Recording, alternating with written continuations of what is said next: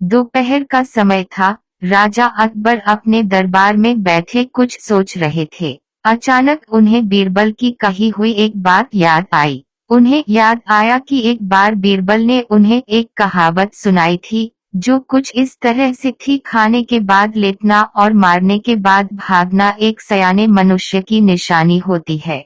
राजा सोचने लगे, अभी दोपहर का समय है, यकीनन बीरबल खाने के बाद सोने की तैयारी में होगा। चलो आज उसकी बात को गलत साबित किया जाए। यह सोचकर उन्होंने एक सेवक को आदेश दिया कि इसी वक्त बीरबल को दरबार में उपस्थित होने का संदेश दिया जाए। बीरबल अभी खाना खाकर बैठे ही थे कि सेवक राजा का आदेश लेकर बीरबल के पास पहुंचा। बीरबल आदेश के पीछे छिपे राजा की मंशा भली भांति समझ गए। उन्होंने सेवक से कहा, तुम थोड़ी देर रुको, मैं कपड़े बदलकर तुम्हारे साथ ही चलता हूँ। अंदर जाकर बीरबल ने अपने लिए एक तंग पजामा चुना। पजामा तंग था तो उसे पहनने के लिए उन्हें बिस्तर पर लेटना पड़ा। पजामे को पहनने का बहाना कर वे थोड़ी देर बिस्तर पर ही लेटे रहे और फिर सेवक के साथ दरबार की ओर चल दिए।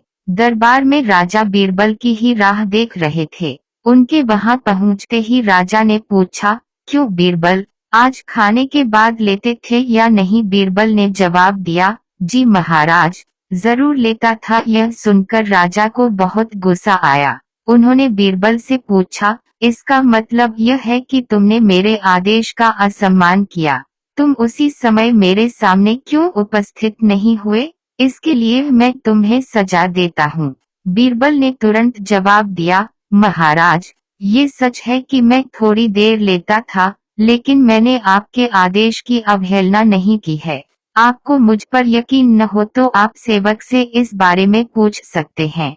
हाँ, ये अलग बात है कि मुझे इस तंग पजामे को पहनने के लिए बिस्तर पर लेटना पड़ा था। बीरबल की इस बात को सुनकर अकबर हंसे बिना रह न सके और उन्होंने बीरबल को दरबार से जाने दिया।